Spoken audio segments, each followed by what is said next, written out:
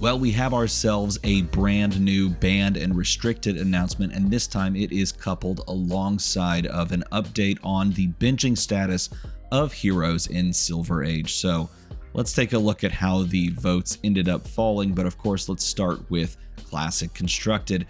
The changes that were announced preemptively have indeed gone through, and the following cards are now banned. Channel Lightning Valley is now banned, Electromagnetic Somersault is now banned, Phantom Tide Maul is also banned, Reaping Blade, Skyward Serenade, and of course Volzar the Lightning Rod is banned. And this one we're going to talk about here in just a moment, because this card was actually going to be quite good in new Acilio in the upcoming Silver Age format as well. But that card, by the way, spoiler alert, is also going to be banned in Silver Age. So what does this mean? Well, it's exactly what we expected to have happened going into it.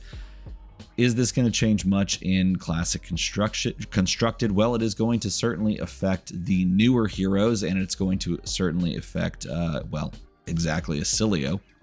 Alongside of that, nothing else is really going to be touched in Classic Constructed, as these are the only bans. And I think the Classic Constructed format right now feels fun to watch, fun to engage with. It feels pretty open. Yes, there are a couple of decks that sit more atop the meta than others. I mean, you're looking at your Acilio before this ban, of course. You're looking at like Acilio, you're looking at Mario, which I find that deck to just be insufferable. I'm just going to tell you what I feel today, because you know what? I was up late last night at a baseball game. I didn't get much sleep. I saw this this post that came out like shadow dropped last night in American time.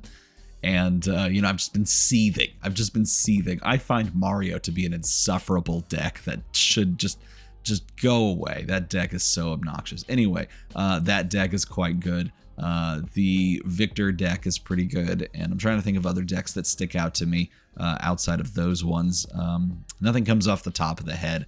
I'm always thinking about how Kasai fits into the meta, but Kasai is, I think, just a pretty solid deck. I feel like there's a lot of solid decks in Classic Constructed, so this feels like a preemptive, as they were announcing, this feels like that preemptive move just to make sure that these new heroes aren't cracked in half with some of these old cards. And it also kind of brings the power level of both new and old Acilio down by taking away Volzar. It's neither here nor there. I guess it's really how you feel about it. This, I think, is the big paragraph that I think we should focus on. There can certainly be fair criticisms levied regarding how long some cards must wait to reclaim relevancy, and what percentage of cards ultimately claim this long-term utility. Despite that, we can say 100% in good faith that we are always trying to deliver on our promise of a player-serving, non-rotating TCG. I will say, it does feel bad. It feels bad to me. It doesn't look good, nor does it feel good for them to release a set and then preemptively ban a bunch of the cards that have synergy with the heroes in that set, namely because those cards are just too potent. I mean, like, that is, in my mind, that's just an error that LSS needs to fix. Like, the creation of these cards in a lot of respects are fundamentally cool. Like, it's cool to play with some of these cards, but at the same time, it just strikes me as wrong to have to go and, in a non-rotating TCG, you have to remove the cards that are going to feed the class, that are going to, you're going to engage with in that set. So I do think that this is a criticism that is warranted towards LSS for making this change, because these cards are, I guess, just too pushed, period, end of story. Nevertheless, I do enjoy the Classic Constructed format, though not as much. I haven't engaged with it as much as I have in Silver Age, and this is the prompting for the video today. The votes are in. These are the 3 heroes that have been voted out. Let's go through them one by one. Ira Crimson Haze is benched for 1 season. That feels exactly as it should. She should be benched for 1 season. I think it would make total sense for them to bench her for multiple seasons, because there's nothing that you do to that deck outside of literally gutting it to its core that really has a major effect. I mean, if you just knock the Kodachis, she just becomes a pretty solid Autumn's Touch deck, which I think is cool. It's cool that she has multiple ways to be built, but it also, I think it bears repeating that this is a type of the same problem that they had up here. The issue is that they created something that is so potent that they don't have a way to work around it outside of her just being benched. And honestly, like, that's an issue. And it's the same issue that they had with Chain, which is why they preemptively banned an entire hero from this freaking format before the format started. These two heroes and one more are issues, okay? Like, Chain is a symptom of a larger issue that they have with Runeblade, but he's also just so potent because he can give his own stuff go again that he, deservedly so, sat all of the first season because he's too powerful. Now, they've tried to do something about that. We'll talk about whether or not that's successful, but let's keep going with the other heroes that are benched. Kano is benched for 1 season. This is totally just a vibes bench. This is like 1000% a vibes bench. The only thing that Kano has done to deserve this is kill people on their turn. Like, that's literally it. And the funny part is, like, if they didn't take away Verdance tools, she would be doing that too. Really, all wizards, that's the archetype of a wizard, is to like deal damage on your opponent's turn and eventually probably just win on your opponent's turn. Kano just does that. Like, that's his goal every game, right? Like, that's the point. And people don't like that. And so therefore he eats the bench. And you know what? I don't mind it. I think that's like fine because I knew that this was going to happen. I think I've made peace with that. He has a lot going against him in the current meta. Like, he had a lot of bad matchups that were good heroes, that were good overall, like meta game picks. And so it would be hard for him to stand up and just go and engage with that format. Now that he loses the Ira matchup and he would lose the KO matchup, he would be decidedly better. And so if I were having to point towards 3 heroes to bench, Kano is a fine pick to do so, even just past the vibes check, because now we know that 2 of his worst matchups in Ira and KO are now, you know, a little bit more by the wayside because they're benched. And speaking of, KO is benched, which makes some sense. I guess it makes some sense. This is the one that's the most head scratcher. This is the one that doesn't feel authentic. This does not feel real. Leave a comment down below. I'm just going to start by, look, what are we doing? Leave a comment down below if you voted KO. Who voted KO? Share this video into various discords and cause them to go here and leave a comment if they voted for KO, because I'm not sure I believe that. Who did that? Who voted KO? And I get that everyone gets 1 vote instead of 3 votes. And so the point totals vote, you know, like fall down on this sort of a degradation, if you will. And of course, you know, other heroes can eat votes, and you can have people that voted for like, you know, Briar, people that voted for Oldham, and somehow those numbers kind of fell down the totem pole, if you will. But are you telling me that more people voted for KO than Oldham and Briar? That's surprising. That's surprising. If that is true, that is surprising to me. I am flabbergasted. My flabbers are totally gasted right now by KO being the 3rd benching.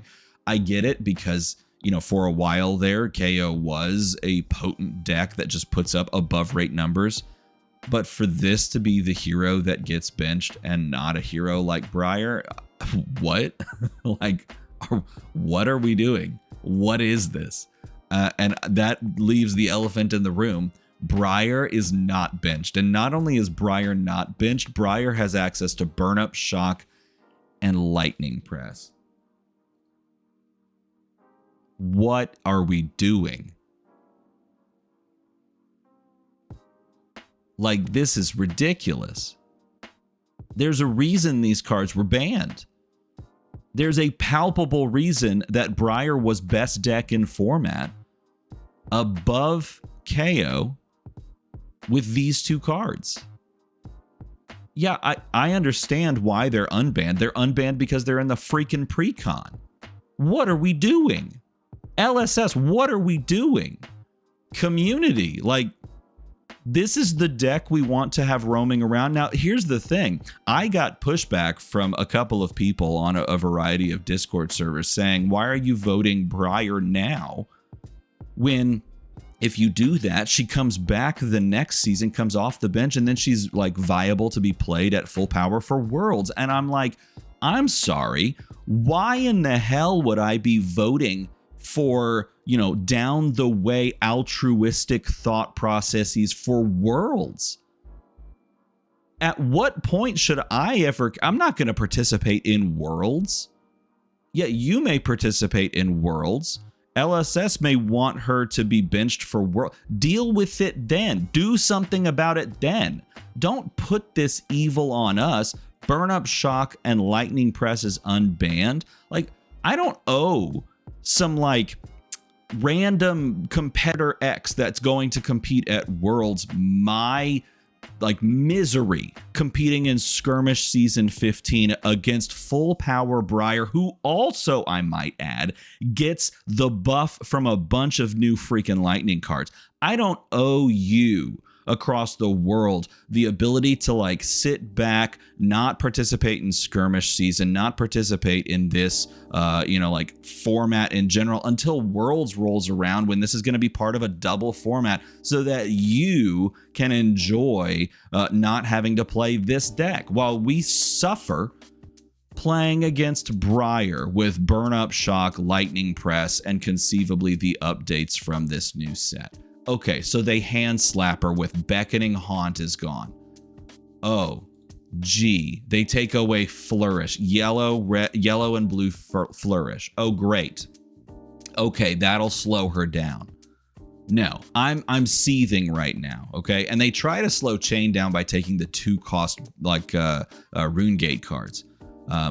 Incidentally, also hitting the hitting Vincent, which is just, I guess. And they take Reaping Blade. Okay, again, Starfall. Taking Reaping Blade from Chain makes a ton of sense. Taking Beckoning Haunt, these are a non-zero amount of bans towards the true problem in Silver Age, and really the true problem in low life formats in Flesh and Blood, and that's the pushed nature of Rune Blades. We're talking about a Rune Blade, probably the Rune Blade, the problem, the pox upon this game outside of Starvo, coming off the bench after being preemptively benched. We're talking about a full-powered other Rune Blade in the form of Briar being off the bench, and then Aurora,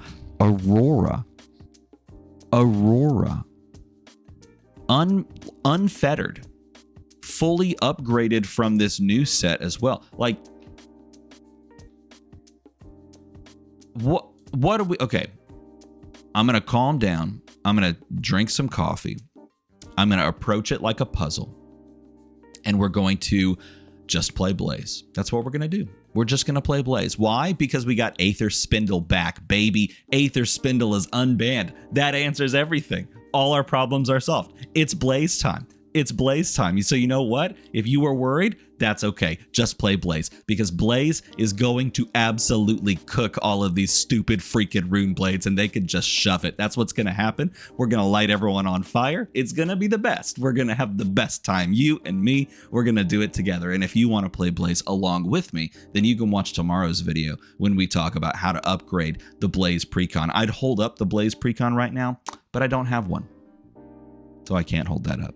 Either way, I'm going to help you upgrade. This is actually my Blaze deck. It's just in pieces because I had to disassemble Kano. Because I don't know if you heard, but Kano's on the bench. Either way, we're going to do it together. We're going to upgrade it. We're going to play Blaze, and we're going to light them on fire. Maybe that's the answer. I think that's what they're trying to signal. Look, because they took away freaking Ebonfold. So, Spell Void 2 is gonzo. It's done. It's out of here. Get that out of here. Okay, move it right along. All right, the next banned and restricted announcement will be on Monday, June 29th, 2026, and the changes will be effective from Monday, July 6th. So if you're looking forward to Blaze, if you're ready for Blaze like I am, we're gonna do this tomorrow. Okay, make the number go to the other number. As always, thanks for watching.